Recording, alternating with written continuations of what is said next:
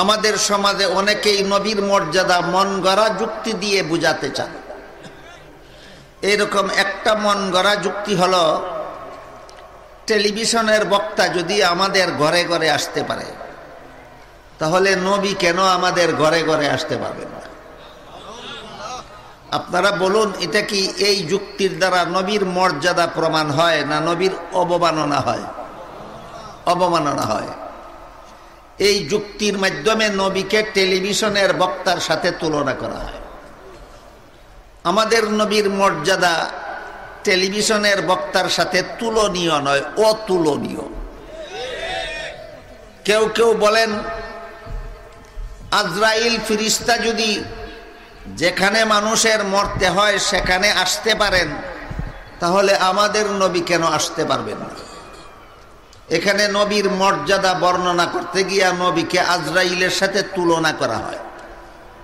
কেউ কেউ বলেন, মুনকার নাকির ফেরেশতা যদি যেখানে মুর্দা দাফন করা হয় তাকে সওয়াল জবাব করার জন্য সেখানে আসতে পারেন, আমাদের নবী কেন আসতে পারবেন না? এখানে আমাদের নবীর মর্যাদাকে মুনকার নাকির ফেরেশতার সাথে তুলনা করা হয়, অথচ আমাদের নবীর মর্যাদা কারো সাথে তুলনীয় না অতুলনীয়। এই জন্য কারো সাথে তুলনা করা আমাদের নবীর মর্যাদা বর্ণনা করার জন্য এটা মন গড়া যুক্তি আর নবীর অবমাননা ছাড়া আর কিছু নয়। পবিত্র কোরআনের এক আয়াতে আল্লাহ পাক রব্বুল আলামিন আমাদের নবীর এক মর্যাদার বিবরণ দিয়া বলেন, হযরত আদম আলাইহিস সালাম থেকে নিয়ে হযরত ঈসা আলাইহিস সালাম পর্যন্ত সমস্ত নবী রাসূলগণের কাছ থেকে আল্লাহ একটা প্রতিশ্রুতি নিয়ে তাদেরকে পৃথিবীতে পাঠিয়েছেন। প্রতিশ্রুতিটা কি?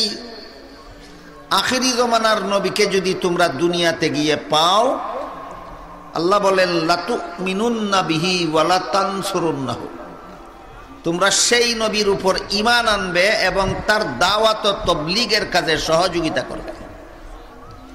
এই ওয়াদা নিয়ে আল্লাহ সমস্ত নবীকে দুনিয়াতে পাঠাইছেন। একজন নবীও এই ওয়াদার থেকে বাদ পড়েননি যে দুনিয়াতে আসার পরে আখিরি জমানার নবীকে পাইলে তারা এই নবীর উপর ঈমান আনবেন। ঈমান আনার শর্ত দিয়া পাঠাইয়া মুফাসসিরিনে কেরাম আয়াতের ব্যাখ্যায় লিখেছেন, এই শর্ত আরোপ করার মাধ্যমে আল্লাহ সমস্ত নবী রাসূলগণকে আমাদের নবীর উম্মত বানাইয়া দিছেন এবং আমাদের নবীকে সমস্ত নবীগণের নবী বানাইয়া দিছেন। এইটা হইল আমাদের নবীর মর্যাদা, কারো সাথে তুলনীয় না অতুলনীয়। আমাদের নবী কি শুধু নিজের উম্মতের নবী না সমস্ত নবীগণেরও নবী? এই মর্যাদা আল্লাহ আর কোন নবী রাসূলকে দান করেননি।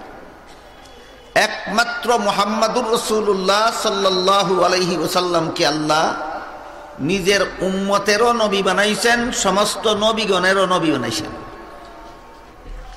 আরেকটা ঘটনা আপনাদের সকলের জানা থাকার কথা, সেটা হলো মেরাজের রাত্রে আল্লাহ যখন জিবরিল ফেরেশতাকে পাঠাইয়া আমাদের নবীকে বাইতুল হারাম থেকে বাইতুল মুকাদ্দাসে নিয়ে গেলেন, সেখানে আল্লাহ সমস্ত নবী রাসূলগণকে একত্র করে দিলেন। আল্লাহ নির্দেশ দিলেন সমস্ত নবী রাসূলগণকে 2 রাকাত নামাজ জামাতের সাথে পড়ার জন্য। সেই পয়গাম্বরী নামাজের জামাতে সমস্ত নবীগণকে আল্লাহ আমাদের নবীর মুক্তাদি বানাইয়া দিয়া আমাদের নবীকে সমস্ত নবীগণের ইমাম বানাইয়া দিয়েছেন। সমস্ত নবীগণ হলেন আমাদের নবীর মুক্তাদি আর আমাদের নবী হলেন সমস্ত নবীগণের ইমাম। বলুন, এটা কি তুলনামূলক মর্যাদা না অতুলনীয় মর্যাদা? কাজেই এই সমস্ত বিবরণ পরিষ্কারভাবে কোরআনে আছে, এই সমস্ত বিবরণ পরিষ্কারভাবে হাদিসে আছে, যেখানে আমাদের নবীর আলাদা মর্যাদার পরিষ্কার বিবরণ কোরআনের বহু আয়াতে আছে, যেখানে আমাদের নবীর মর্যাদার পরিষ্কার বিবরণ বহু হাদিসে আছে। সেখানে মন গড়া যুক্তি দিয়া নবীর মর্যাদা বর্ণনা করা, এটা বামন হয়ে চাঁদে হাত দেওয়া ছাড়া আর কিছু নয়। এই বেয়াদবি বন্ধ হওয়া দরকার। নবীর মান মর্যাদার নামে, নবীর শান মান মর্যাদা দেওয়ার নামে এই নবীকে নিয়ে এই সিনিমিনি খেলা, নবীর সাথে এমন অবমাননাকর আচরণ করা, এটা বন্ধ হওয়া দরকার। এবং সেটা বন্ধ হওয়া না হওয়া নির্ভর করে কুরআন হাদিস ভিত্তিক নবীর মর্যাদা আপনাদের বুঝা না বুঝার উপর। আপনারা যখন বুঝে নিবেন যে কোরআনের ভিত্তিতে নবীর এই মর্যাদা, হাদিসের ভিত্তিতে নবীর এই মর্যাদা, তখন কারো মন গড়া যুক্তির মর্যাদা আপনারা তখন শুনবেন না। কেউ শোনালে তাকে অনাস্থা দিবেন। এর মাধ্যমেই নবীর সাথে এই বেয়াদবি বন্ধ হতে পারে। এক হাদিসে রাসূল করিম সাল্লাল্লাহু আলাইহি ওয়াসাল্লাম বলেন, আমি হাসরের মাঠে সমস্ত নবীগণের পক্ষে সুপারিশগার হব। অন্যান্য নবীগণ উম্মতের পক্ষে সুপারিশগার হবেন, আমাদের নবী হাসরের মাঠে নবীগণের পক্ষে সুপারিশগার হবেন। এটা কি আমাদের নবীর আলাদা মর্যাদা নয়? এটা কি কারো মন গড়া যুক্তির দ্বারা প্রমাণিত না পরিষ্কার হাদিসের দ্বারা প্রমাণিত? পরিষ্কার হাদিসের দ্বারা প্রমাণিত। আল্লাহ পাক রব্বুল আলামিন পবিত্র কোরআনের এক আয়াতে বলেন, হাসরের মাঠে অন্যান্য নবীর উম্মতেরা যখন নবীগণের দাওয়াত ও তবলিগের ব্যাপারটা অস্বীকার করবে, তখন তাদের দাওয়াত ও তবলিগের ব্যাপারের সত্যায়ন করাইবেন মুহাম্মাদুর রাসূলুল্লাহর উম্মতের দ্বারা। আর মুহাম্মাদুর রাসূলুল্লাহর উম্মতের সত্যায়ন করাইবেন হাসরের মাঠে সমস্ত জগৎবাসীর সামনে মুহাম্মাদুর রাসূলুল্লাহর দ্বারা। এটাও পরিষ্কার কোরআনের আয়াতের বিবরণ। এর মাধ্যমে আল্লাহ হাসরের মাঠে প্রকাশ করে দেবেন জগৎবাসীর সামনে যে তোমাদের নবীর মর্যাদা সমস্ত নবীগণের চেয়ে শ্রেষ্ঠ, আর তোমাদের মর্যাদা সমস্ত নবীর উম্মতের চেয়ে শ্রেষ্ঠ। আল্লাহ পাক রব্বুল আলামিন আমাদের নবীকে যতভাবে শ্রেষ্ঠ মর্যাদা দিয়েছেন তার বিস্তারিত বিবরণ কোরআনের বহু আয়াতে আল্লাহ নিজে দিয়েছেন, রাসূল বহু হাদিসে নিজে দিয়েছেন আমাদের নবীর আলাদা মর্যাদার বিবরণ। মানুষকে যদি নবীর মর্যাদা বুঝাতে হয় তাহলে নবীর মর্যাদা সম্বলিত কোরআনের আয়াতগুলি এবং রাসূলের হাদিসগুলি আগে শিখে নেওয়া দরকার। যারা কোরআন হাদিসের বিবরণ শিখে না তাদের জন্য এই স্পর্শকাতর বিষয় জনসাধারণের সামনে আলোচনা না করা দরকার। এটাকে নাগালে না পাওয়া অঙ্গখানা চুলকাতে যাওয়া বলা হয়। তুমি যেই বিষয় শিখলে না সেই বিষয় শিখাতে যাও কেন? তুমি যেই বিষয় জানো না সেই বিষয় বলতে যাও কেন? তুমি যেই বিষয় বুঝো না সেই বিষয় বুঝাতে যাও কেন? এজন্য সত্যই যদি কারো মনে বড় শখ থাকে, মনে বড় স্বাদ থাকে, মনে বড় আকাঙ্ক্ষা থাকে মানুষকে নবীর মর্যাদা বুঝাবার, তাহলে কোরআনের যে আয়াতগুলিতে আল্লাহ নবীর মর্যাদা বিবরণ দিয়েছেন সেই আয়াতগুলি আগে শিখো।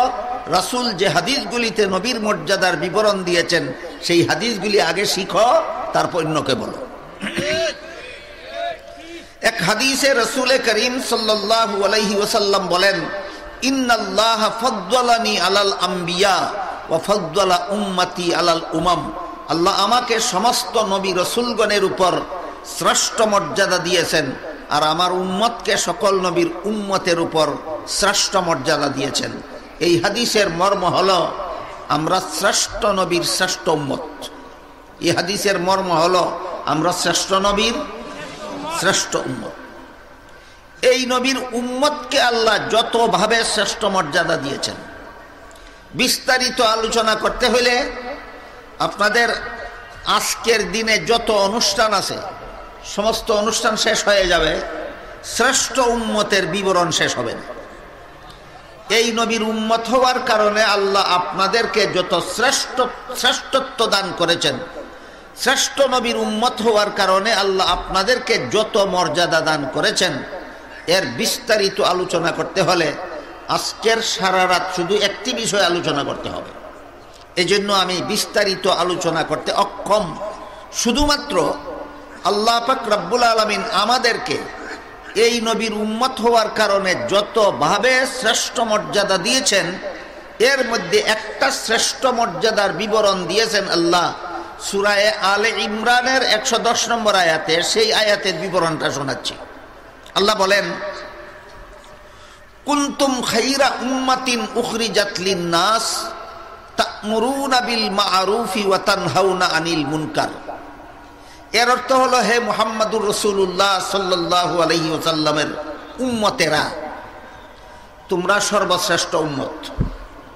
দেখুন, আল্লাহ পরিষ্কার ভাষায় কোরআনে আমাদেরকে সর্বশ্রেষ্ঠ উম্মত বলে ঘোষণা দিয়েছে। হে মুহাম্মদুর রাসূলুল্লাহর উম্মতেরা, তোমরা সর্বশ্রেষ্ঠ উম্মত। আমি আল্লাহ তোমাদেরকে শ্রেষ্ঠ উম্মত হওয়ার মর্যাদা দান করেছি।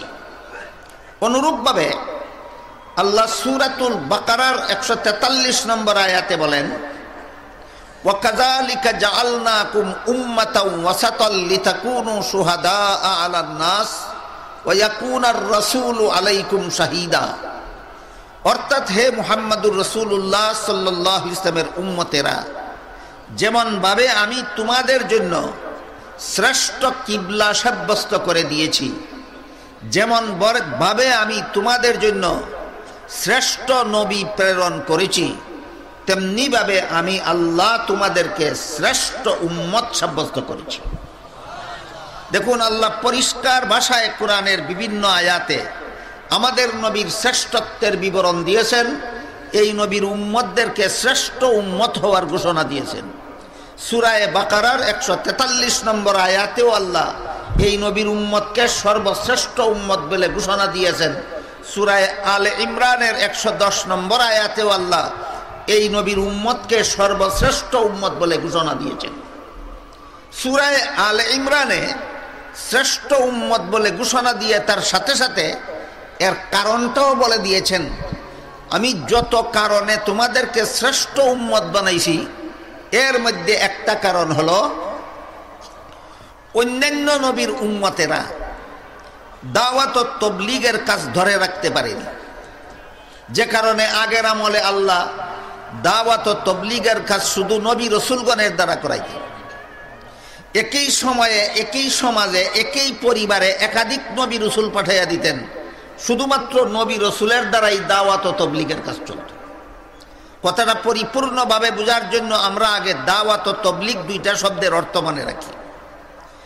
পরিভাষাগতভাবে আল্লাহর বান্দাকে আল্লাহর পথে ডাকা, এর নাম দাওয়াত। আল্লাহর বান্দাকে আল্লাহর পথে ডাকা, এর নাম দাওয়াত। আল্লাহর বান্দার কাছে আল্লাহর কথা পৌঁছে দেওয়া, এর নাম তাবলীগ। দাওয়াত শব্দের আবিধানিক অর্থ আহ্বান করা, ডাকা। কিন্তু ইসলামের পরিভাষায় যে কোনো ডাকাকে দাওয়াত বলে না। আল্লাহর বান্দাকে আল্লাহর পথে ডাকার নাম দাওয়াত। তাবলীগ শব্দের আবিধানিক অর্থ পৌঁছে দেওয়া, কিন্তু ইসলামের পরিভাষায় যে কোনো জিনিস যে কোনো লোকের কাছে পৌঁছে দেওয়ার নাম তাবলীগ নয়। ইসলামের পরিভাষায় আল্লাহর কথা আল্লাহর বান্দাদের কাছে পৌঁছে দেওয়ার নাম তাবলীগ। ইসলামের পরিভাষায় যে কোনো পৌঁছে দেওয়ার নাম তাবলীগ না, আল্লাহর কথা আল্লাহর বান্দাদের কাছে পৌঁছানোর নাম। আল্লাহর কথা আল্লাহর বান্দাদের কাছে পৌঁছে দেওয়াকে ইসলামের পরিভাষায় তাবলীগ বলা হয়। এই দাওয়াত ও তাবলীগের কাজ আগের আমলে উম্মতেরা করতে পারত না, বরং নবী দাওয়াত ও তাবলীগের কাজ করে দুনিয়ার থেকে চলে গেলে উম্মত অন্য লোকের কাছে দাওয়াত ও তাবলীগের কাজ করতে যাবে দূরের কথা, উম্মত নিজেই আল্লাহর পথ ছেড়ে দিয়ে গুমরাহির পথে চলে যেত। নবী দুনিয়ার থেকে বিদায় হতেন, উম্মত পথভ্রষ্ট হয়ে যেত নিজেরাই। অপরকে দাওয়াতের কাজ করবে কবে, অপরের মধ্যে তাবলীগ করবে কবে। কাজেই আগের আমলে দাওয়াত ও তাবলীগের কাজ শুধুমাত্র নবীরা চালাইতেন, উম্মতেরা দাওয়াত ও তাবলীগের কাজ ধরে রাখতে পারত না। আল্লাহ যেহেতু আমাদের নবীকে শেষ নবী বানাইছেন, পবিত্র কোরআনের সূরা আহজাবের 40 নম্বর আয়াতে আল্লাহ পরিষ্কার ভাষায় ঘোষণা দিয়ে বলেন, ওয়ালাকির রাসূলুল্লাহি ওয়া খাতামান নবিয়্যিন। মুহাম্মদ সাল্লাল্লাহু আলাইহি ওয়াসাল্লাম আল্লাহর রাসূল এবং খাতামুন নবিয়্যিন।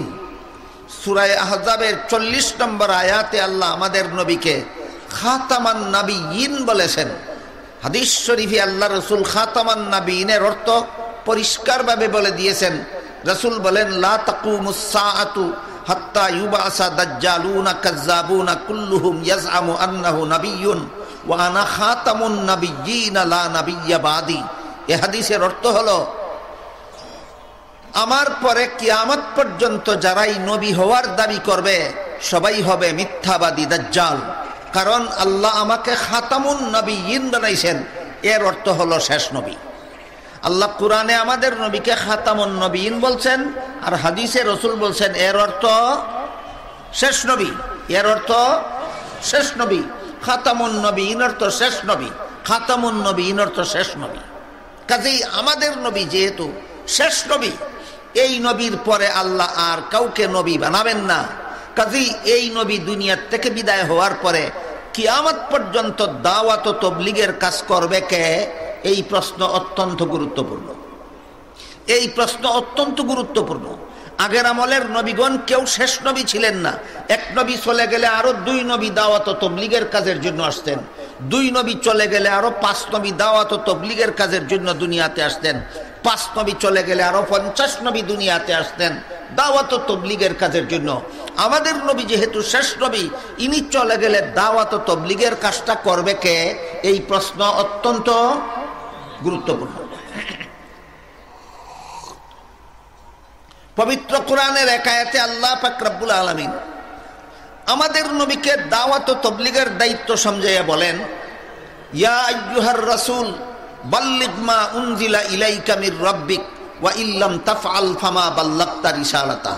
অর্থাৎ হে রাসূল করিম সাল্লাল্লাহু আলাইহি ওয়াসাল্লাম, আল্লাহর পক্ষ থেকে আপনার কাছে যা কিছু নাজিল হয় সবগুলি আল্লাহর বান্দাদের কাছে তাবলীগ করে দিন। এখানে তাবলীগের বিষয়বস্তু কি এটাও আল্লাহ পরিষ্কার করে দিলেন। কিসের তাবলীগ করবেন? আল্লাহ যা নাজিল করেন। আল্লাহ কি নাজিল করেন? ওহী। আল্লাহ কি নাজিল করেন? ওহী। ওহী 2 প্রকার। এক প্রকার ওহীর নাম কুরআন, আর এক প্রকার ওহীর নাম হাদিস। কুরআনও আল্লাহর ওহী, রাসূলের হাদিসও আল্লাহর ওহী। এই কুরআন হাদিসের কথা আল্লাহর বান্দাদের কাছে পৌঁছাইয়া দেওয়ার নাম তাবলীগ করা। এখানে তাবলীগের বিষয়বস্তুও আল্লাহ খুব পরিষ্কারভাবেই ঘোষণা দিয়ে দিলেন, সাব্যস্ত করে দিলেন। নবীগণের দায়িত্ব যে ছিল তাবলীগ করা। কিসের তাবলীগ? আখিরি জমানার নবীর উম্মতের দায়িত্ব যে তাবলীগ করা। কিসের তাবলীগ? ওহীর তাবলীগ, কুরআন হাদিসের তাবলীগ। কিসের তাবলীগ? কুরআন হাদিসের তাবলীগ। তাই আল্লাহ পাক রব্বুল আলামিন আমাদের নবীকে এই তাবলীগের দায়িত্ব দিয়ে বলেন, বাল্লিগ, তাবলীগ করুন। কিসের তাবলীগ? মা উনজিলা ইলাইকা মির রাব্বিক, আল্লাহর পক্ষ থেকে আপনার কাছে যে ওহী নাজিল হয় সেই ওহীর তাবলীগ করুন। ওয়া ইল্লাম তাফআল ফামা বাল্লাগতা রিসালাতাহ, আল্লাহর নাজিল করা একটি কথাও যদি আপনার তাবলীগ করার বাকি থাকে, তাহলে রাসূল হিসাবে আপনাকে যে দায়িত্ব দেওয়া হলো সেই দায়িত্ব অসমাপ্ত থাকবে। সহজ কথা না কঠিন কথা? আল্লাহর নাজিল করা একটা কথাও যদি পৌঁছাবার বাকি থাকে, তাবলীগ করার বাকি থাকে, তাহলে রাসূলের দায়িত্বই অসম্পূর্ণ থাকবে। এই কঠিন কথা বলার কারণে রাসূল করিম সাল্লাল্লাহু আলাইহি ওয়াসাল্লাম দুনিয়ার থেকে বিদায় হওয়ার প্রায় 3 মাস আগে জীবনের শেষ হজ পালন করেছিলেন। এইটাকে রাসূলের বিদায় হজ বলা হয়। এই শেষ হজ পালন করার কালে আরাফার ময়দানে অবস্থানের সময় রাসূল করিম সাল্লাল্লাহু আলাইহি ওয়াসাল্লাম তার সাথে হজে অংশগ্রহণকারী লক্ষাধিক সাহাবায়ে কেরামদের উদ্দেশ্য করে এক মহামূল্যবান ভাষণ দিয়েছিলেন। ইসলামের ইতিহাসে এটাকে রাসূলের বিদায় হজের ভাষণ বলা হয়। সেই বিদায় হজের ভাষণে আল্লাহর রাসূল সমবেত সাহাবাদেরকে জিজ্ঞাসা করেছিলেন, হাল বাল্লাগতুকুম, আমি আল্লাহর সব কথা তোমাদের কাছে তাবলীগ করলাম কিনা? সাহাবায়ে কেরাম স্বীকৃতি দিলেন, হ্যাঁ, আল্লাহর সব কথা আপনি আমাদের কাছে তাবলীগ করে দিয়েছেন। তখন রাসূল আল্লাহকে সাক্ষী করে বললেন, হে আল্লাহ, আপনি সাক্ষী দেখুন, আপনার বান্দারা স্বীকার করতেছে আপনার নাজিল করা সব কথা আমি তাবলীগ করে দিয়েছি। তারপরে উম্মতকে সম্বোধন করে বলেন, সাহাবায়ে কেরামদেরকে সম্বোধন করে বলেন, ফাল ইউবাল্লিগিশ শাহিদুল গায়ব, আমি যাদেরকে পাইলাম তাদের কাছে তাবলীগ আমি করলাম, আর আমি যাদেরকে পাইলাম না তাদের কাছে তাবলীগ করার দায়িত্ব তোমাদের হাতে ন্যস্ত করলাম। দেখুন, তাবলীগের দায়িত্ব কোথার থেকে কোথায় গেল, কোথার থেকে কোথায় আসলো। তাবলীগের দায়িত্ব আল্লাহ দিয়েছিলেন আমাদের রাসূলকে। রাসূল দুনিয়ার থেকে বিদায় হওয়ার আগে তাবলীগের দায়িত্ব অর্পণ করে গেলেন কার হাতে? উম্মতের হাতে। এই জন্য যারা তবলিগের বিরোধিতা করে, তবলিগ শব্দটাই যারা শুনতে পারে না, তবলিগের কাজকর্ম যারা দেখতে পারে না, এরা অনেক সময় আজে বাজে প্রশ্ন উঠায়, বলে তবলিগ করা নবীর কাজ ছিল, আমরা তো নবী নই, আমরা তবলিগ করব কেন? আমার এতক্ষণের কথা বুঝে থাকলে বলুন, তবলিগ শুধু নবীর কাজ ছিল না আখিরি নবীর উম্মতের বড় কাজ তবলিগ? তাহলে যারা বলে তবলিগ শুধু নবীর কাজ ছিল, আমরা তো নবী না, আমরা তবলিগ করব কেন, এগুলি বুঝে শুনে প্রশ্ন না আন্দাদুন্দা প্রশ্ন?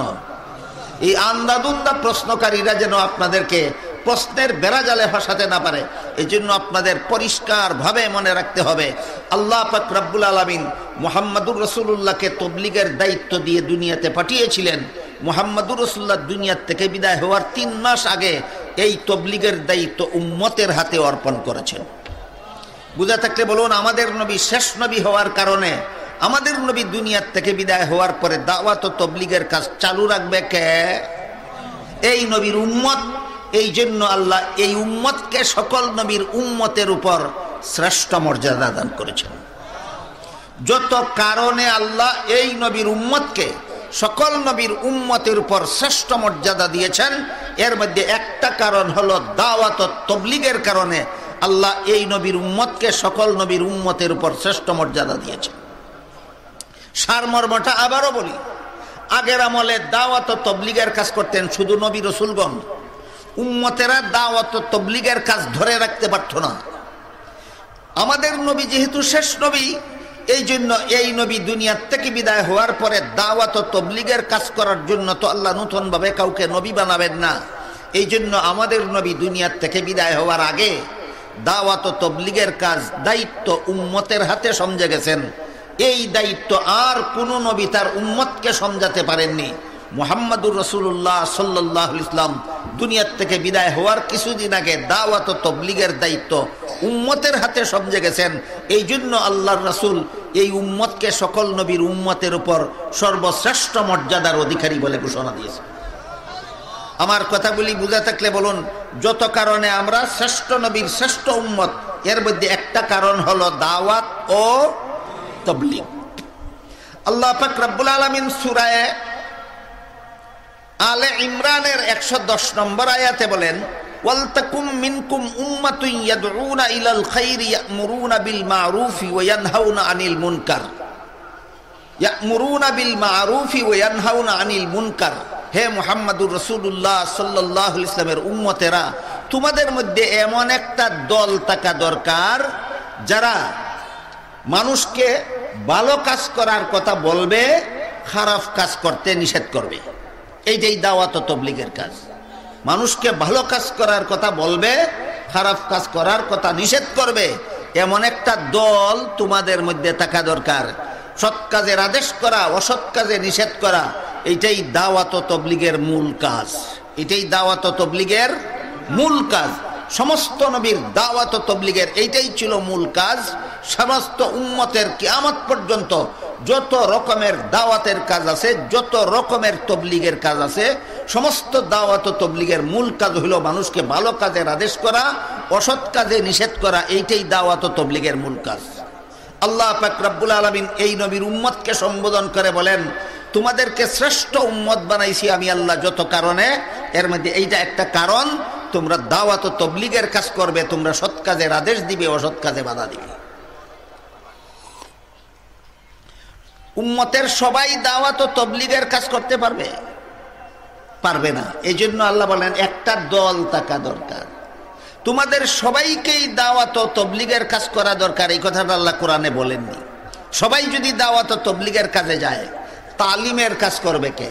সবাই যদি দাওয়াত ও তবলিগের কাজে যায়, তাজকিয়ায়ে নফসের কাজ করবে কে? সবাই যদি দাওয়াত ও তবলিগের কাজে বের হয়ে যায়, সংসারের কাজ করবে কে? সবাই যদি দাওয়াত ও তবলিগের কাজে বের হয়ে যায়, ব্যবসা বাণিজ্য করবে কে? সবাই যদি দাওয়াত ও তবলিগের কাজে বের হয়ে যায়, সমাজ রক্ষা করবে কে? সমাজ পরিচালনা করবে কে? সবাই যদি দাওয়াত ও তবলিগের কাজে বের হয়ে যায়, শিক্ষা দীক্ষার কাজ চালাবে কে? এই জন্য আল্লাহ পাক রব্বুল আলামিন তোমরা সবাই দাওয়াত ও তবলিগের দায়িত্ব পালন করো বলেননি, বলেছেন তোমাদের মধ্যে একটা দল থাকা দরকার, যেই দলটা দাওয়াত ও তবলিগের কাজ করবে। ঠিক তেমনি ভাবে কোরআন হাদিস শিক্ষার ব্যাপারেও আল্লাহ সবাই কোরআন হাদিস শিখতে বের হয়ে যাও বলেননি। আল্লাহ বলেছেন একটা দল বের হয়ে যাও। আল্লাহ বলেন ফালাউলা নাফারা মিন কুল্লি ফিরকাতিম মিনহুম তাইফাতুল লিয়াতাফাক্কাহু ফিদ্দীন, অর্থাৎ হে মুমিন মুসলমানেরা, তোমাদের সকলের পক্ষ থেকে কিছু লোক ইসলামী শিক্ষা দীক্ষা অর্জনের জন্য বের হয়ে যাও। বুঝে থাকলে বলুন, কোরআন হাদিস শিক্ষা করার জন্য সব মুসলমান বের হয়ে যাও আল্লাহ বলেছেন না কিছু মুসলমান? কেন সব মুসলমান কোরআন হাদিস শিক্ষার জন্য মাদ্রাসায় ভর্তি হয়ে গেলে অসুবিধা কি? কিছু সব মুসলমান যদি কোরআন হাদিস শিক্ষার জন্য মাদ্রাসায় ভর্তি হয়ে যায়, দাওয়াত ও তাবলীগের কাজ করবে কে? জিহাদের কাজ করবে কে? সংসারের কাজ করবে কে? বিবি বাচ্চা লালন পালন করবে কে? কৃষি কাজ করবে কে? ব্যবসা বাণিজ্য করবে কে? এই জন্য আল্লাহ পাক রব্বুল আলামিন যেমন ভাবে কোরআন হাদিস শিক্ষার জন্য সব মুসলমানকে একসাথে মাদ্রাসায় ভর্তি হওয়ার নির্দেশ না দিয়ে একটা দলকে মাদ্রাসায় চলে যাওয়ার নির্দেশ দিয়েছেন, ঠিক তেমনি ভাবে সব মুসলমানকে দাওয়াত ও তাবলীগের কাজে চলে যাওয়ার নির্দেশ না দিয়ে একটা দলকে দাওয়াত ও তাবলীগের কাজে নিয়োজিত থাকার নির্দেশ দিয়েছেন। আমার কথাগুলি বুঝে থাকলে এবার বলুন, সব মুসলমান গৃহস্থী করবে না এক দলে ব্যবসাও করবে? সব মুসলমানে ব্যবসা করবে না আর এক দল চাকুরিও করবে? সব মুসলমানে চাকুরি করবে না এক দলে লেখাপড়াও করবে? সব মুসলমানে লেখাপড়া করবে না এক দলে তাবলীগও করবে? তাহলে মুসলমান সমাজের যাবতীয় কাজ এক দলে করে না বিভিন্ন দলে বিভক্ত থাকে? বিভিন্ন দলে বিভক্ত থাকে। এই নীতির আলোকেই আল্লাহ পাক রব্বুল আলামিন সূরা আলে ইমরানের 110 নম্বর আয়াতে বলেন, তোমাদের মধ্যে একটা দল থাকা দরকার যারা দাওয়াত ও তাবলীগের কাজ করবে। এতক্ষণের কথা বুঝে থাকলে বলুন তো, বর্তমান দুনিয়াতে দাওয়াত ও তাবলীগের কাজ করার জন্য একটা দল আছে কিনা? একটা দল আছে। এই দলের আগে আরেক দল ছিল, সেই দলের আগে আরেক দল ছিল। সর্বযুগেই দাওয়াত ও তাবলীগের কাজে এক দল নিয়োজিত থাকবে, সর্বযুগেই শিক্ষা দীক্ষার কাজে এক দল নিয়োজিত থাকবে, সর্বযুগেই জিহাদের কাজে এক দল নিয়োজিত থাকবে, সর্বযুগেই সংসার পরিচালনার জন্য এক দল নিয়োজিত থাকবে। তেমনিভাবে বর্তমান দুনিয়াতে সারা দুনিয়ার আনাচে কানাচে দাওয়াত ও তাবলীগের কাজ করার জন্য একটা দল আছে। এই দলটার নাম হইল তবলিগি জমাত। এই দলটার নাম তবলিগি জমাত। কিন্তু দুঃখের বিষয়, আজকাল অনেকেই তবলিগি জমাতকে সোজা চোখে দেখতে পারেন না, বাঁকা চোখে দেখেন। এই তবলিগি জমাতের নানা রকম দোষ বাইর করেন। তবলিগি জমাতের এই চিল্লা তারা পাইল কোথায়, ছয় উসুল পাইল কোথায়, মসজিদ থাকা, মসজিদ খাওয়া, মসজিদ ঘুমানি পাইল কোথায়, এই ধরনের প্রশ্ন করেন। এই ধরনের প্রশ্ন যারা উত্থাপন করেন, এটাকে আমাদের দেশের আঞ্চলিক ভাষায় বলা হয় দুধের মধ্যে কাঁটা বাসেন। দুধও কাঁটা থাকে, তারপরও দুধের মধ্যে যদি কেউ কাঁটা বাসে তাইলে বোঝা গেল দুধের দোষ না, সে দুধকে দেখতে পারে না। সে দুধকে, আসলে দুধও কাঁটা নাই, যে দুধও কাঁটা বাসে দুধ দেখতে পারে না। ঠিক তেমনি ভাবে এই বিশ্বজোড়া তবলিগি জমাতের কোনো দোষ নাই, কিন্তু যারা সমালোচনা করে, যারা প্রশ্ন করে, এরা এটাকে দেখতে পারে না। এটাকে বাংলায় বলে যারে দেখতে নারী তার চলন বাঁকা। দেখতে পারো না তুমি, এই জন্য দোষ বাইর করো। যত দোষ তারা এই বিশ্বজোড়া তবলিগি জমাতের বাইর করে, এর মধ্যে একটা দোষ হইল 40 দিনের চিল্লা দেওয়ার জন্য যে চলে যায়, বউ কই তুইয়া যায়। তার বউ নিয়া তোমার এত মাথা কামানি কেন? বেটা 40 দিনের চিল্লায় গেছে, টাকা কামাই করতো না আল্লাহর দিনের তবলিগ করতো? দিনের তবলিগ করার জন্য যেই ব্যক্তি 40 দিনের জন্য চিল্লায় চলে গেল, তার বউ ফেলে গেছে না চলার ব্যবস্থা করে দিয়ে গেছে? তার বউ নিয়ে তোমার এত মাথা কামানি কেন? আমি তো পরিষ্কার ভাষায় বলি, একজন লোক চট্টগ্রাম থেকে আপনাদের এখানে ওয়াজ করতে আসলো, একজন লোক রাজশাহী থেকে আপনাদের এখানে ওয়াজ করতে আসলো, একজন লোক বরিশাল থেকে আপনাদের এখানে ওয়াজ করতে আসলো, একজন লোক সিলেট থেকে আপনাদের এখানে তফসির করতে আসলো। বউ নিয়ে আসলো না বউ বাড়িতে রেখে আসলো? তার বউয়ের ব্যাপারে কোনো প্রশ্ন নাই কেন? শুধু তবলিগির বউ নিয়ে তোমার এত মাথা কামানি, মাথা ব্যথা কেন? বাংলায় একটা কথা বলে যে নিজে চুর সে তার বাবাকেও বিশ্বাস করতে পারে না। নিজের বউ যে নিরাপদে থাকে সে অপরের বউরে সন্দেহ করতে পারে না। চট্টগ্রাম থেকে ওয়াজ করতে আসলো যিনি সিলেটে, তিনি যদি বাড়িতে গিয়া নিজের বউরে ঠিক পায়, তাহলে যারা চিল্লায় গেল তবলিগ করার জন্য, এরা বউ কই তুইয়া গেল, তার বউরে সন্দেহ করার কোনো কারণ নাই। যেই লোকে বউ এক জায়গায় তুইয়া আর এক জায়গায় গেলে ফিরে আসা বউরে ঠিক পায় না, এরাই তবলিগির বউরে সন্দেহ মুক্ত নজরে দেখতে পারে না। আমি আপনাদের জিজ্ঞাসা করি, বাংলাদেশের কোনো মানুষ কি চাকুরির জন্য বিদেশ যায়? কুয়েত, কাতার, সৌদি আরব, লন্ডন, আমেরিকাও যায়। সবাই বউ সাথে নিয়ে যায় না অনেকেই বউ রেখে যায়? 40 দিনের জন্য যায় না অনেক দিনের জন্য যায়? দিনের জন্য যায় না দুনিয়ার জন্য যায়? দুনিয়া কামাই করার জন্য যেই ব্যক্তি 5 বছর 7 বছর 10 বছরের জন্য বিদেশ চলে গেল, তার বউ কই থুইয়া গেল, এটা নিয়ে তোমার কোনো মাথা ব্যথা নাই। দিনের কাজ করার জন্য মাত্র 40 দিনের জন্য কাকরাইল গেল, তার বউ নিয়ে তোমার এত মাথা ব্যথা খেল? কাজেই বউ কই থুইয়া যায় এটা একটা দোষ না দুধে কাটা বাসা? এটা দোষ নয়, এটা দুধে কাটা বাসা। কেউ কেউ বলে মসজিদে গিয়া যে ঘুমায়, যদি ঘুমের মধ্যে স্বপ্ন দোষ হইয়া যায় তবে যে মসজিদ না ভাগ হইব দৈবকে? হ্যাঁ, এটা তো একটা প্রশ্নই। আমি জিজ্ঞাসা করি, যারা তবলিগের কাজ করার জন্য চিল্লায় যায়, মসজিদে থাকে, মসজিদে খায়, মসজিদে ঘুমায়, এরা কি এমনিই মসজিদে ঘুমায় না নিজেদের বিছানা নিয়ে যায়? যদি অগত্যা স্বপ্ন দোষ হইয়াই যায় তাহলে নিজের বিছানায় ঘুমাইল, তোমার মসজিদ না ভাগ হইবার এত চিন্তা কেন? এছাড়া আমি জিজ্ঞাসা করি, এই তবলিগি জমাতের চিল্লায় না গিয়া কি বছরের কোনোদিন কোনো মুসলমান মসজিদও ঘুমায় না? কোন সময়? রমজানের শেষ দশকের এতেকাবেও তো মুসলমান মসজিদও ঘুমায়। ওই সময় যদি মসজিদ, ওই সময় স্বপ্ন দোষ হইবার কোনো সম্ভাবনা নাই। ওই সময় না ভাগ হইলে যে দইব, এই সময় না ভাগ হইলে সেই দইব। কারণ এতেকাফ যেমন দিনের কাজ, তবলিগও দিনের কাজ। এতেকাফ হইল সুন্নত আর তবলিগ হইল ফরজ।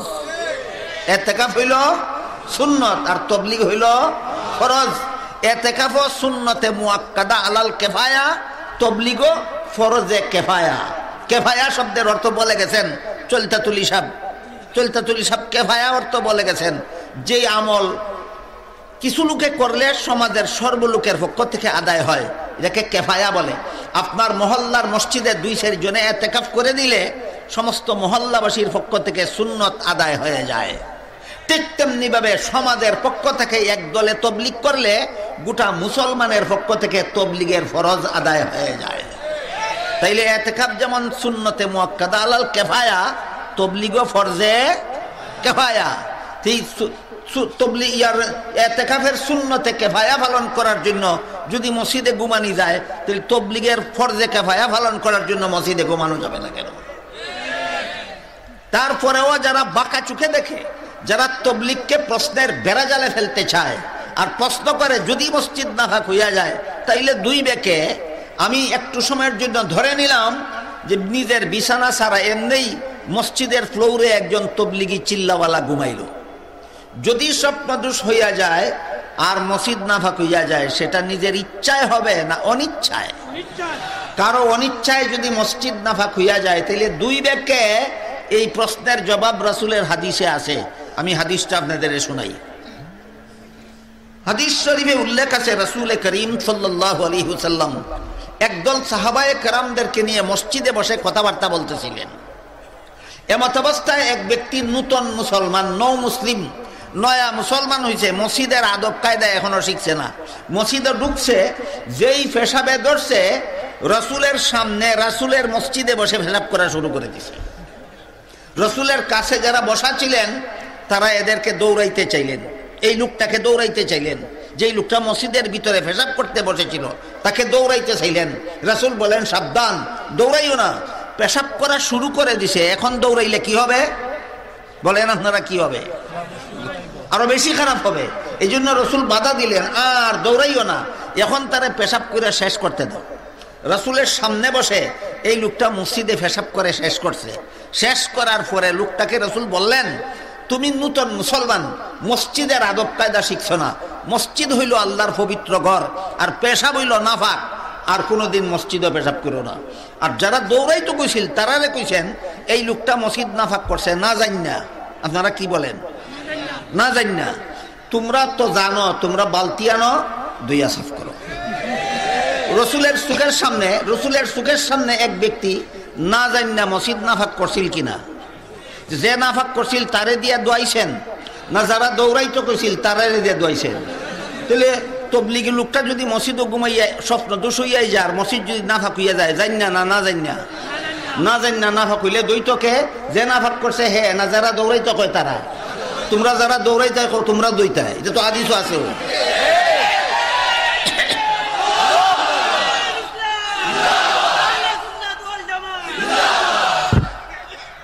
এরপরে আরো যত এই বিশ্বজোড়া তবলিগি জমাতের কর্মকাণ্ডের বিরুদ্ধে আরো যত আলতু ফালতু প্রশ্ন, যত বাজে প্রশ্ন উত্থাপন করা হয়, এর মধ্যে আরেকটা প্রশ্ন বলা হয় ছয় উসুল ফাইল কই।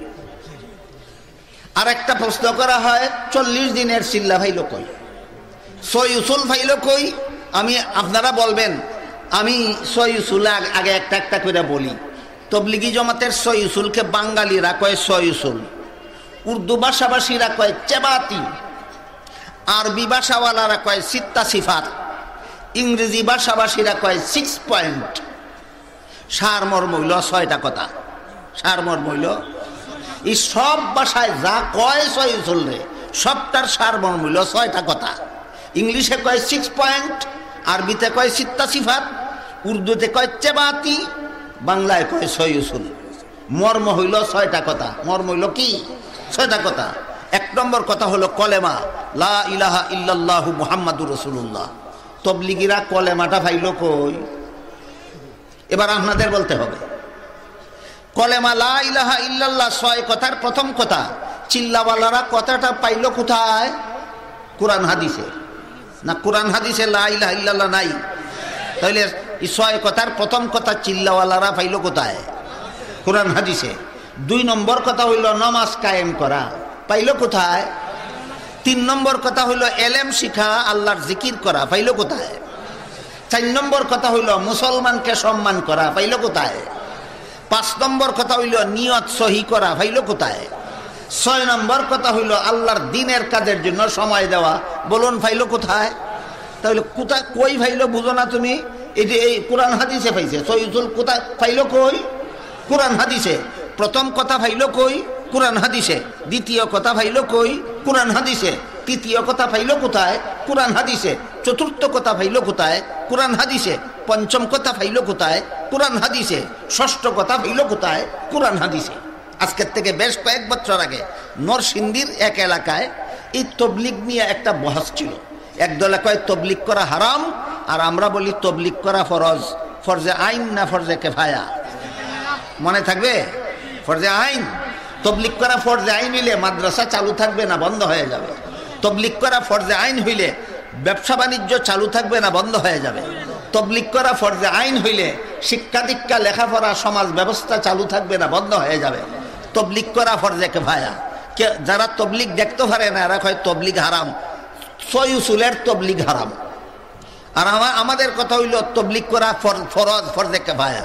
বহসের মধ্যে যারা তবলিগকে হারাম বলে তাদের পক্ষ থেকে আমারে প্রশ্ন করা হইল, এই 6 উসুল যদি কেউ মানে না তাহলে তার ব্যাপারে আপনার মতামত কি? চমৎকার প্রশ্ন। এই তবলিগের 6 উসুল যদি কেউ মানে না তাহলে এই তার ব্যাপারে আমার মতামত কি? আমি বললাম 6 উসুলের প্রথম উসুল হইল কলেমা লা ইলাহা ইল্লাল্লাহু মুহাম্মাদুর রাসূলুল্লাহ। বাকি 5টার কথা পরে হবে। ফয়লা উসুলটা যদি কেউ মানে না এ মুসলমান থাকে না। এই যে আমার মতামত। এবার বলো তোমার মতামত কি? বাকি 5টার আলোচনা পরে হবে। 6 উসুলের প্রথম উসুল কি? কলেমা। 6 উসুলের প্রথম উসুল হইল কলেমা। কেউ না মানলে আমার মতামত কি পরে কই, তোমার মতামত কি আগে কও। যদি কেউ কলেমা মানে না হে মুসলমান থাকে না। কাজেই এই 6 উসুল পাইল কোথায়? কোরআন হাদিসে। এখন প্রশ্ন করে এই 6 উসুলের মধ্যে রমজান মাসে রোজা রাখার কথা নাই, হজ করার কথা নাই। যে 6 কথার মধ্যে রোজার কথা নাই, হজের কথা নাই, এই 6 উসুলের তবলিগ কোনোদিন ইসলামী তবলিগ হতে পারে না। এরকম প্রশ্ন করে যে তবলিগের যে 6 কথার মধ্যে রমজান মাসে রোজা রাখার কথা নাই, হজ করার কথা নাই, এই 6 কথার তবলিগ কোনোদিন ইসলামী তবলিগ হতে পারে না। এই জন্য তারা এইরকম প্রশ্ন উত্থাপন করে আর বলে এই তবলিগ সেই তবলিগ নয়, এই তবলিগ বলে সেই তবলিগ না। আচ্ছা, এই তবলিগ সেই তবলিগ কিনা আমি একটু পরে কই। কোরআনের এরকম অনেক জায়গা আছে যে জায়গায় আল্লাহ এমন 6 কথা বলছেন যে 6 কথার মধ্যে রমজান মাসে রোজার কথা নাই, হজের কথা নাই, অথচ 6 কথা বলে আল্লাহ বলছেন হেদায়েত পাবে, জান্নাতে যাবে। এরকম 6 কথা কোরআনের বিভিন্ন জায়গায় আছে, সবগুলি একদিনে বলা যাবে না। আমি শুধু আজকের মতো সূরাতুল বাকারার শুরুতে আল্লাহ এমন 6 কথা বলেছেন যে 6 কথার মধ্যে রোজার কথা নাই, হজের কথা নাই, হেদায়েত পাবে, জীবন সফল হবে বলেছেন। দেখুন আল্লাহ পাক রব্বুল আলামিন কোরআনের শুরুতেই বলেন জালিকাল কিতাবু লা রাইবা ফীহি হুদাল্লিল মুত্তাকিন।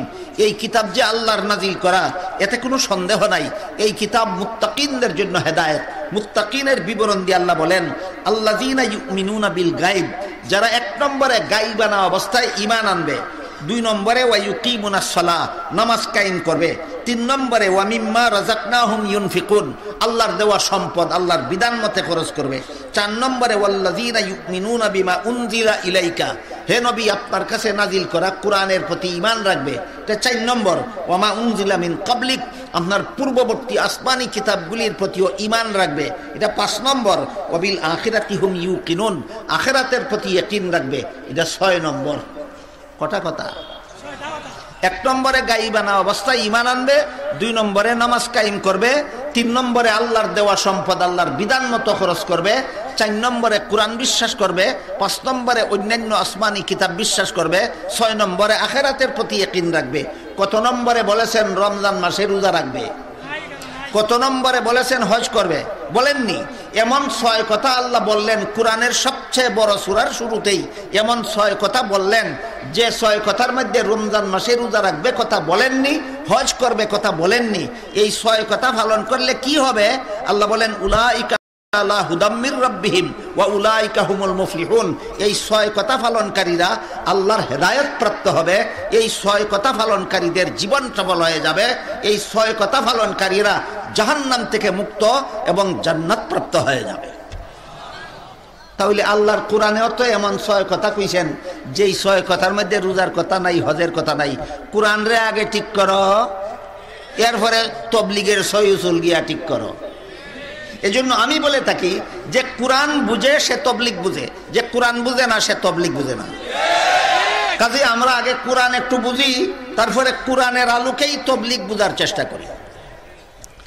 প্রশ্ন একটা বাকি থাকতে পারে আপনাদের মনের কোনায় এখনো, তাহলে কি রমজান মাসে রোজা রাখা ইসলামের কোনো কাজ নয়? কি বলেন? কাজ না? তাহলে কি সামর্থ্যবানদের জন্য হজ করা ইসলামের কোনো কাজ নয়? তাহলে আল্লাহ 6 কথার ভিতরে বলেন না কেন? এই প্রশ্নটা আপনার অন্তরে না থাকলেও আমি জাগাইয়া দিলাম। এই পরিষ্কার ভাষায় এই কথাগুলি আল্লাহ বললেন না কেন? 6 কথা বললেন, রোজার কথা বললেন না কেন? 6 কথা বললেন, হজের কথা বললেন না কেন? এই প্রশ্নের জবাব সহজে বোঝার জন্য আমি একটা উদাহরণ দিচ্ছি, শুনুন। আমাদের বাজারে এক প্রকারের আগরবাতি কিনতে পাওয়া যায়, এটার নাম 4 in 1। 4 in 1 অর্থ কি? একের ভিতর 6। একটা প্যাকেট কিনলেন, বাংলে পাইবেন এর ভিতর 7টা প্যাকেট আছে। বলেন এক প্যাকেটের ভিতরে কয় প্যাকেট? বাংবার আগে দেখা যায় 7টা, না বাংবার আগে দেখা যায় একটা? বাংবার আগে দেখা যায় একটা, বাংলে পরে দেখা যায় 7টা। ঠিক তেমনি ভাবে কোরআনের যত জায়গায় আল্লাহ 6 কথা বলছেন, রোজার কথা, হজের কথা দেখা যায় বলছেন না, এটা বাংবার আগে দেখা যায় 6টা, বাংলে পরে পাওয়া যায় 77টা। বাংলে পরে কয়টা পাওয়া যায়?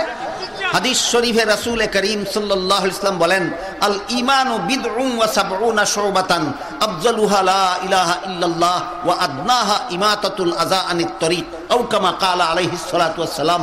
মুমিন মুসলমানের শুধু 5 কাজ নয়, মুমিন মুসলমানের শুধু 6 কাজ নয়, মুমিন মুসলমানের সর্বমোট কাজ হইল 77টা।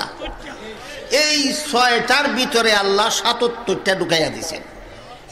এই 6টার ভিতরে আল্লাহ কটা ঢুকাইয়া দিয়েছেন? 77টা ঢুকাইয়া দিয়েছেন। তাহলে আগরবাতি যেমন ভাবে 4 in 1, ঠিক তেমনি ভাবে ইসলামের কাজগুলি 77 in 6, 77 in 6। 6টার ভিতরে কয়টা? আগরবাতি একটার ভিতরে 60টা। ধর্মের কাজ 6টার ভিতরে 77টা। এখন কিভাবে 6টার ভিতরে আল্লাহ 77টা ঢুকাইছেন, এবার আমি আপনাদেরকে একটু বুঝাবার চেষ্টা করি। দেখুন, আগে আমরা কোরআনের 6 কথার ভিতরে 77 কথা আছে কিনা দেখি, তারপরে তবলিগের 6 কথার ভিতরে 77 কথা আছে কিনা দেখার চেষ্টা করব। কোরআনের যে 6 কথা আল্লাহ বলেছেন, প্রথম কথা হইল গাইবানা অবস্থায় ঈমান আনবে, দ্বিতীয় কথা হইল নামাজ কায়েম করবে, তৃতীয় কথা হলো আল্লাহর দেওয়া সম্পদ আল্লাহর বিধান মতে খরচ করবে, চতুর্থ কথা হইল কোরআন বিশ্বাস করবে। আল্লাহর কোরআনে বর্ণিত 6 কথার 4 নম্বর কথা কি? কোরআন বিশ্বাস করবে। এবার আপনারা বলুন তো, যেই কোরআন বিশ্বাস করা 6 কথার 4 নম্বর কথা, এই কোরআনে আছে কিনা? শাহরু রমাদান আল্লাযী উনজিলা ফীহিল কুরআন হুদাল লিন-নাসি ওয়া বায়্যিনাতিম মিনাল হুদা ওয়াল ফুরকান ফামান শাহিদা মিনকুমুশ শাহরা ফালইয়াসুমহু। রমজান মাসে রোজা রাখা ফরজ, রমজান মাসে রোজা রাখা ফরজ, রমজান মাসে রোজা রাখা ফরজ। কোরআনে আছে কিনা? 6 কথার 4 নম্বর কথা কি? কোরআন বিশ্বাস করবে। রমজানের আয়াত বাদ দিয়া না রমজানের আয়াত সহ? রমজানের আয়াত সহ যদি আমি কোরআন বিশ্বাস করি, যে 6 কথা রইল না 6 কথার ভিতরে এই 77 কথা পাওয়া গেল? তারপরে বলুন, পবিত্র যে 6 কোরআনের 6 কথার চতুর্থ কথার মধ্যে আল্লাহ যে কোরআন বিশ্বাস করার কথা বলেছেন, সেই কোরআনে আল্লাহ বলেন কিনা ওয়ালিল্লাহি আলান নাসি হিজ্জুল বাইতি মান ইসতাতা ইলাইহি সাবিলা, সামর্থ্যবানদের জন্য হজ করা ফরজ। এই কথাটা আল্লাহ কোরআনে বলছেন কিনা? তাহলে আমি যদি কোরআন বিশ্বাস করি, তাহলে হজের কথা বাদ, হজের আয়াত বাদ দিয়া বিশ্বাস করব না হজের আয়াত সহ বিশ্বাস করব? তাইলে 6 কথা রইল না 6 কথার ভিতরে রমজান মাসে রোজার কথাও আছে, 6 কথার ভিতরে হজের কথাও আছে। তুমি ভাঙ্গো না, তুমি কোরআন বুঝো না, এই জন্য তুমি 6টাই দেখো, 77টা দেখো না।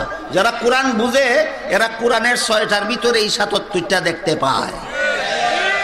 কোরআনের যেই অবস্থা তবলিগের 6 উসুলেরও সেই অবস্থা, কোরআনের যেই অবস্থা তবলিগের 6 উসুলেরও সেই অবস্থা।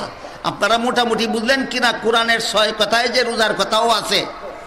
মোটামুটি বুঝলেন কিনা কোরআনের 6 কথায় যে হজের কথাও আছে? এবার আমরা দেখব তবলিগের 6 কথায় রোজার কথা আছে কি নাই, তবলিগের 6 কথায় হজের কথা আছে কি নাই। তবলিগের 6 কথার প্রথম কথা কলেমা, দ্বিতীয় কথা নামাজ, 3 নম্বর কথা এলেম ও জিকির। এলেম কাকে বলে? কোরআনের জ্ঞান ছাড়া আর যত জ্ঞান আছে না, 1 নম্বর এলেম হইল কোরআনের জ্ঞান। কোরআনের জ্ঞান যদি এলেম হইয়া থাকে, এলেম তো 6 কথার 3 নম্বর কথার মধ্যে আছেই। তাইলে আমি কোরআনের এলেম হাসিল করব রোজার আয়াত বাদ দিয়া না সহ? কোরআনের এলেম হাসিল করব হজের আয়াত বাদ দিয়া না সহ?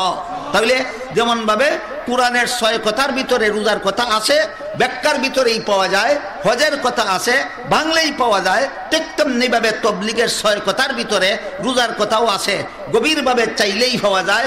হজের কথা আছে, গভীর দৃষ্টিতে দেখলেই পাওয়া যায়। বুঝা থাকলে বলুন, তবলিগের 6 কথার ভিতরে রোজার কথা নাই না দেখে না? হজের কথা নাই না দেখে না? এটা 6 উসুলের দোষ না, এটা চৌকের দোষ। 6 উসুলের দোষ না চৌকের দোষ।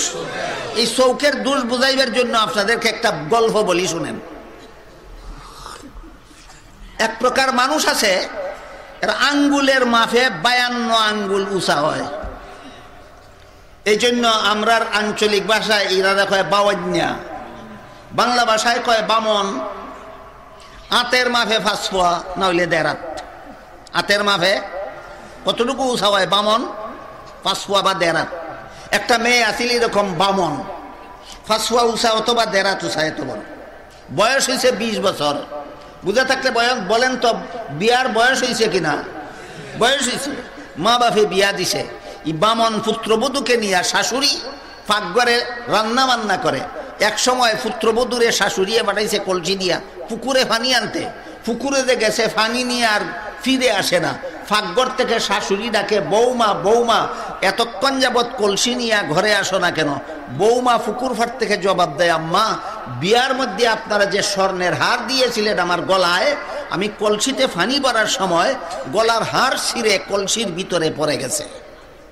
কই পড়ছে? কলসির ভিতরে না বাইরে? শাশুড়ি রান্নাঘর থেকে বলতেছে, কলসির ভিতরে যদি পড়ে থাকে হাত দিলেই দেখবা তুমি কলসির তলায় তোমার হার বসা আছে, না বের হয়ে চলে গেছে, না বসা আছে? বৌমা পুকুর পাট থেকে জবাব দেয়, আম্মা এতক্ষণ যাবত আপনাদের কলসির ভিতরটা আমি হাতড়াইতেছি। বাংলায় কয় হাতড়াইতেছি, আমাদের আঞ্চলিক ভাষায় কয় আতাইতাছি। কি কয়? এতক্ষণ যাবত কলসির ভিতরটা আতাইতাছি, আপনার আর কলসিটা তোর তলা নাই। গল্প বুঝে থাকলে বলুন, তলা নাই বলে কেন? লাগাল হয় না। কলসির দোষ না, আতের দোষ। যেমন ভাবে এই বামন পুত্রবধূর জন্য হার কলসির ভিতরে লাগাল হয় না কেন? তলা নাই বলে কেন? লাগাল হয় না। ঠিক তেমনি ভাবে তবলিগের অবস্থা। তবলিগের সহিসুলের মধ্যে রমজানের কথা নাই না লাগাল হয় না? হজের কথা নাই না লাগাল হয় না? এটা সহিসুলের দোষ না, এটা তোমার আতের দোষ নাই, লেচৌকের দোষ। যত প্রশ্ন তবলিগি জমাতের বিরুদ্ধে যারা দেখতে পারে না তবলিগি জমাতের বিরুদ্ধে যত প্রশ্ন উত্থাপন করে, এর মধ্যে একটা প্রশ্ন ছিল সহিসুলের রোজার কথা, হজের কথা নাই কেন? আজকে কি বুঝলেন আপনারা? নাই না আছে? নাই বলে কেন? দেখে না, আর না হয় লাগাল হয় না। হয়তো দেখে না আর না হয় লাগাল হয় না। কাজে আটটা লম্বা করো, দৃষ্টিটা পরিষ্কার করো, দেখতে পাবে। আরো যত তারা তবলিগি জমাতের বিরুদ্ধে করে, বর্তমান বিশ্বের তবলিগি, বিশ্বজোড়া তবলিগি জমাতের বিরুদ্ধে আরো যত প্রশ্ন উত্থাপন করে, এর মধ্যে একটা প্রশ্ন হইল 40 দিনের চিল্লা ফাইল কই? 40 দিনের চিল্লা ফাইল কই? 40 দিনের চিল্লা ফাইল কই? 40 দিনের কোনো একটা কাজের 40 দিন, একটা না 40 দিন মেহনত করার নাম চিল্লা। কোনো একটা কাজ সাধন করার জন্য একাধারে কতদিন মেহনত করার নাম চিল্লা? একাধারে 40 দিন মেহনত করার নাম চিল্লা। বলুন, তবলিগি জমাতে কলেমা কালাম উযু গোসল পাকনা বা সহি দিন শিকার জন্য কতদিনের মেহনতের ব্যবস্থা আছে? এই জন্য এই 40 দিনের মেহনতকেই পরিভাষাগতভাবে চিল্লা বলা হয়। চিল্লা ফাইল কই? আমি একটু আপনারা শোনাই, দেখেন ফাইল কই আপনারা বুঝেন কিনা। পবিত্র কোরআনের এক আয়াতে আল্লাহ পাক রব্বুল আলামিন বলেন, বাবার শরীরের এক বিন্দু পানি মায়ের শরীরের এক বিন্দু পানির সাথে মিলে একত্র হয়ে যখন মায়ের গর্ভতলিতে যায়, তখন আল্লাহ পাক রব্বুল আলামিন একটা ফিরিস্তা পাঠিয়ে দেন, একজন ফিরিস্তা পাঠিয়ে দেন এই 2 বিন্দু পানির সাথে আরেক বিন্দু মাটি মিশ্রণ করে এটা একাধারে 40 দিন পর্যন্ত মন্থন করার জন্য। ফিরিস্তা এই 3 বিন্দু জিনিস নিয়ে মেহনত করে 40 দিন। 40 দিনের মেহনতের ফলে পানির বিন্দু রক্তের বিন্দুতে পরিণত হয়। আরো 40 দিনের মেহনতের ফলে রক্তের বিন্দু গোশতের টুকরায় পরিণত হয়। আরো 40 দিনের মেহনতের ফলে গোশতের মধ্যে হাড্ডি গজায়। আরো 40 দিনের মেহনতের ফলে এই দেহের মধ্যে প্রাণের সঞ্চার হয়। আরো 40 দিনের মেহনতের ফলে তা এই দেহের মধ্যে হাত পা, নাক, মুখ, কান, চোখ, অঙ্গ প্রত্যঙ্গ গজায়। আরো 40 দিনের মেহনতের ফলে পৃথিবীর আলু বাতাস সহ্য করার যোগ্য হয়। আরো 40 দিনের মেহনতের পরে 2 ইঞ্চি রাস্তা দিয়া 2 ফুট বাচ্চা বের হয়ে আসে। কত চিল্লা দিল? 7টা। ক চিল্লা দিল? শুধু যারা তবলিগ যায় এরা না, যারা তবলিগ দেখতে পারে না তারাও। তুমি তবলিগ চিল্লা দেখতে পারো না, চিল্লা ভাইলো কই কও? তুমি ক চিল্লা দিয়ে আইছো? নিজে আইছে 7 চিল্লা দিয়া, আইয়া কয় চিল্লা ভাইলো কই? আমরা দেশের আঞ্চলিক ভাষায় একটা প্রবাদ আছে, কয় হাতে গুতে কুমারের জি হরা ডাদিকা, কয় এইটা কি? কুমারের দিয়ে যদি হরা চিনেলা, ওরা চিনবকে? হরা মানে ডাকনা, বাংলা ভাষায় ডাকনা বলে, ডাকনা। পাতিল ডাকার ডাকনাকে আমাদের আঞ্চলিক ভাষায় হরা কয়। হরা বানায় কে? কুমারে। বানায় কে? কুমারে। কুমারের দিয়ে যদি হরা চিনে না তে হরা চিনব কে? তুমি 7 চিল্লা দিয়াইছ মায়ের গর্ভের থেকে, তুমি যদি চিল্লা চিনো না চিনবে কে? এখন কয় 7 চিল্লা মায়ের গর্ভে দিয়া থাকলে দিছি, এখন দুনিয়াতেছি, এখন কেন চিল্লা দেব? চিল্লা দেওয়া দিলে মার গর্ভ দিছি, দুনিয়াতে চিল্লা দেব কেন? আল্লাহ পাক রব্বুল আলামিন পবিত্র কোরআনের এক আয়াতে বলেন, ওয়া ইয ওয়া'আদনা মূসা 40 লাইলাতান সুম্মা ইত্তাখাযতুমুল ইজলা মিন বাদিহি ওয়া আনতুম যালিমুন। স্মরণ করো সেই দিনের কথা যেদিন আল্লাহ মূসা আলাইহিস সালামকে রাতে দিনে 40 দিনের মেহনত করাবার জন্য নিয়ে গেছিলেন। 40 দিনের মেহনত রে কি কয়? চিল্লা কয়। কারে নিছিলেন আল্লাহ? মূসা আলাইহিস সালাম রে। কোথায়? তুর পাহাড়ে। কোথায়? তুর পাহাড়ে। মূসা নবী মায়ের গর্ভে চিল্লা দিয়েছিলেন শুধু, না দুনিয়াতে আসার পরেও? তাহলে চিল্লা শুধু মায়ের গর্ভে নাই, দুনিয়াতেও আছে। এখন কয় মূসা নবী চিল্লা দিয়া থাকলে দিছেন, তিনি নবী ছিলেন, আমরা তো নবী না, আমরা কেন চিল্লা দিব? কথা বুঝতে পারলেন? এবার শুনেন, আপনারা তো নবী না, আপনারা কেন চিল্লা দিবেন? হাদিস শরীফে রাসূল করিম সাল্লাল্লাহু আলাইহি ওয়াসাল্লাম বলেন, আমার উম্মতের যেই ব্যক্তি একাধারে 40 দিন পর্যন্ত ইমামের সাথে তাকবীরে উলা পাইয়া 5 বেলার নামাজ জামাতের সাথে পড়বে। বলেন মেহনতের দরকার কিনা? একাধারে 40 দিন পর্যন্ত 5 বেলার নামাজ ইমামের সাথে তাকবীরে তাহরিমা ভাইয়া জামাতের সাথে পড়া বিনা চেষ্টা সাধনায় হবে না চেষ্টা সাধনা লাগবে? সুদা কোথায়? চিল্লা ছাড়া হবে না চিল্লা লাগবে? এই চিল্লা যে ব্যক্তি দিতে পারবে, আল্লাহ রসুল বলছেন আল্লাহ তাকে 5টা পুরস্কার দেবেন। এর মধ্যে প্রথম পুরস্কার হলো মুনাফিকের দফতর থেকে নাম কেটে খাঁটি মুমিনের দফতরে তার নাম লিখে দেওয়া হবে। এই চিল্লাটা নবীর জন্য না উম্মতের জন্য? এই চিল্লাটা মায়ের গর্ভে না দুনিয়াতেও? কাজেই দুনিয়াতেও চিল্লা আছে, উম্মতের জন্য চিল্লা আছে, কোরআনেও আছে, হাদিসে আছে। তুমি যদি না দেখো তাইলে চিল্লার সমালোচনা না করে চোখের চিকিৎসা করো। চিল্লার সমালোচনা না করে কিসের চিকিৎসা করা দরকার? চোখের চিকিৎসা করা দরকার। এই পরিষ্কারভাবে কোরআনে হাদিসে 40 দিনের মেহনতের কথা উল্লেখ আছে। এখন কয় নবী রসুল ইমানের দাওয়াত দিছেন বেঈমান কাফিরের কাছে, এই গাট্টিওয়ালার দলে কলিমার দাওয়াত নিয়ে মুমিন মুসলমানের কাছে যায় কেন? কলিমার দাওয়াত মানে ইমানের দাওয়াত। নবী রসুলগণ ইমানের দাওয়াত দিছেন আবু জাহালের কাছে, আবুল হাবের কাছে। নবী রসুলগণ ইমানের দাওয়াত দিছেন ফেরাউনের কাছে, নমরুদের কাছে। এই গাট্টিওয়ালার দল ইমানের দাওয়াত নিয়ে, কলেমার দাওয়াত নিয়ে মুমিন মুসলমানের কাছে যায় কেন?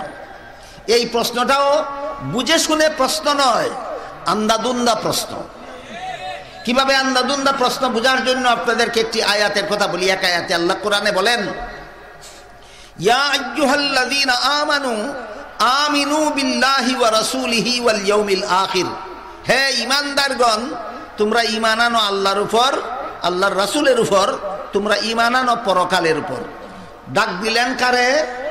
ঈমানদার রে। ইয়া আইয়ুহাল্লাযীনা আমানু অর্থ হে ঈমানদারগণ, আমিনু অর্থ ঈমান আনো। বলুন আল্লাহ ঈমানদারকে ডেকে কিসের দাওয়াত দিলেন? ঈমানের দাওয়াত দিলেন। ঈমানদারকে ঈমানের দাওয়াত দেওয়ার কারণে যদি ওয়াহাবি হইয়া যায়, ঈমানদারকে ঈমানের দাওয়াত দিলে যদি কাফির হইয়া যায়, এই কাজটা তো আল্লাহ নিজেই কোরআনে করলেন। আল্লাহকে কি বলবা বলো? কথা বুঝতে পেরেছেন? এই জন্য আমাদের দেশে এই যে ওয়াহাবি ওয়াহাবি একটা জিকির ভরা হয় আর সুন্নি সুন্নি একটা জিকির ভরা হয়, এগুলি শুধুমাত্র আপনাদের চোখে ধুলা পরা দেওয়ার জন্য, আপনাদেরকে ধান্দায় ফেলার জন্য। এই ধান্দা চোখের এই ধুলাফারা পরিষ্কার করার জন্য, এই ধান্দার থেকে ব্রেইন ওয়াশ করার জন্য। আমি সহজ একটা উদাহরণ দিই, শুনুন। আমাদের সমাজে এক প্রকার ফল পাওয়া যায় যার নাম আনারস, যার মধ্যে কোনো রস নাই, না রসে ভরা। আরেকটা ফল পাওয়া যায় যার নাম বেদানা, যার মধ্যে কোনো দানা নাই, না দানায় ভরা। কাজেই রসে ভরা ফলকে যেভাবে বলে আনারস, দানায় ভরা ফলকে যেভাবে বলে বেদানা, তেমনি ভাবে সুন্নতে ভরা দল রে কয় ওয়াহাবি, আর বিদাতে ভরা দল রে কয় সুন্নি। কাজেই আমাদের সমাজের ওয়াহাবি আর সুন্নি এটা হইল আনারস আর বেদানার মতো। আমাদের দেশের ওয়াহাবি সুন্নি কিসের মতো? আনারস আর বেদানার মতো।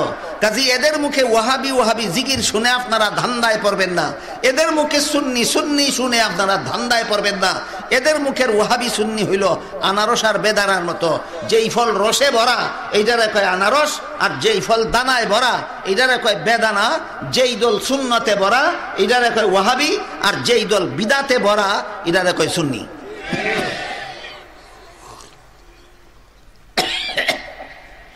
তাহলে ইমানদারকে ইমানের দাওয়াত দেওয়া ওয়াহাবির কাজ না আল্লাহর কাজ? আল্লাহ নিজেই কোরআনে ইমানদারকে ইমানের দাওয়াত দিয়েছেন। প্রশ্ন বাকি থাকতে পারে যে ইমানদার তো আগেরই ইমানদার, তারপরে যে আল্লাহ আবার বলেন ইমান আনো, ওইটা কোন ইমান? আগের থেকে যে ইমান আসে ওইটা কোন ইমান? আর পরে যে আবার বললেন ইমান আনো, ওইটা কোন ইমান? এইটা প্রশ্ন করা যাইতে পারে। হ্যাঁ, এটা একটা প্রশ্ন, বুঝার মতো প্রশ্ন। এই প্রশ্নের জবাব আল্লাহ অন্য আয়াতে দিয়ে বলেন, ইয়া আইয়ুহাল্লাযীনা আমানু উদখুলু ফিস সিলমি কাফা, হে ঈমানদারগণ তোমরা পরিপূর্ণ ঈমানদার হইয়া যাও। ঈমানদাররে ডাক দিলেন যেমন তেমন ঈমানদার, পরিপূর্ণ ইমানের দাওয়াত দিলেন পরিপূর্ণ ইমানের। আমি আপনাদের জিজ্ঞাসা করি, আমাদের সমাজে এমন ইমানদার আছে কিনা যারা কলেমা বিশ্বাস করে নামাজ পড়ে না? এমন ইমানদার আছে কিনা যারা নামাজ পড়ে সুদের কারবার ছাড়ে না? এমন ইমানদার আছে কিনা যারা সুদ না খাইলেও ঘুষ খায়? এমন ইমানদার আছে কিনা যারা ঘুষ না খাইলেও মদ খায়? এমন ইমানদার আছে কিনা যারা মদ না খাইলেও গাঞ্জা খায়? এরা পরিপূর্ণ ইমানদার না অপূর্ণ ইমান? এই সমস্ত অপূর্ণ ইমানদারদেরকে আল্লাহ দেখেছেন, দেখে বলেছেন পরিপূর্ণ ইমানদার হইয়া যাও। সুতরাং ইমানদারকে ইমানের দাওয়াত দেওয়ার দরকার আছে কিনা? দরকার আছে। সুতরাং এই তবলিগি জমাতকে যারা দেখতে পারে না, এদের সমস্ত প্রশ্নগুলি ভিত্তিহীন। তবলিগের বিরুদ্ধে যত প্রশ্ন করা হয় সবগুলি প্রশ্ন ভিত্তিহীন। ইদানিং কালে এরা নয়া একটা প্রশ্ন করার সুযোগ পাইছে, সেটা হইল তবলিগ যদি এত ভালো কাজ হইতো তাহলে সাদ সাহেবের বিরোধিতা করেন কেন আপনারা? সাদ সাহেবের নাম তবলিগ নয়। সাদ সাহেবের জন্মের আগের থেকে তবলিগ চালু ছিল, সাদ সাহেবের মরণের পরেও কিয়ামত পর্যন্ত তবলিগ চালু থাকবে।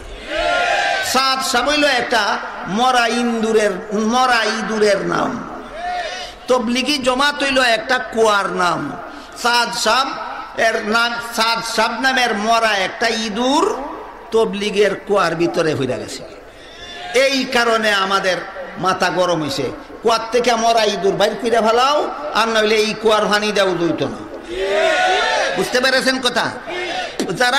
যারার কুয়ার মধ্যে কুত্তা ভইরা মইরা গেলি প্রতিবাদ করে না, এরার কুয়া না ফাঁক।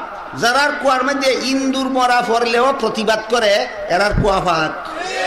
কাজে তবলিগি জমাত যে একটা পাক পবিত্র প্রতিষ্ঠান, এর জ্বলন্ত প্রমাণ এই আমির হইয়াও যে সাদে যখন ভুল করেছে, আমির হইয়াও যখন সাদ নবীরার বিরুদ্ধে মুখ খুলেছে, আমির হইয়াও যখন সাদ তালিমের বিরুদ্ধে মুখ খুলেছে, আমির হইয়াও যখন সাদ তস্কিয়ায়ে নফসের বিরুদ্ধে মুখ খুলেছে, সারা দুনিয়ার সমস্ত আলিমগণ তার বিরুদ্ধে প্রতিবাদ করেছেন, প্রত্যাখ্যান করেছেন, তাকে বয়কট করেছেন, তাকে তবলিগি জমাত থেকে বহিষ্কার করেছেন। ইনশাআল্লাহ আগামী মাসের ভিতরেই বিশ্ব ইজতেমা হবে টঙ্গীর মাঠে। সাদ সবকে আসতে দেওয়া হবে না।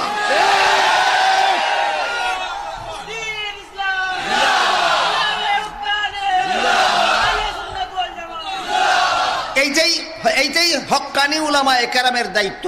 একটা ভালো কাজ যখন চলতে থাকে, এর ভিতরে হঠাৎ করে কেউ যদি খারাপ কাজ করে বসে, গুফানে মেনে নেওয়া না প্রতিবাদ করা।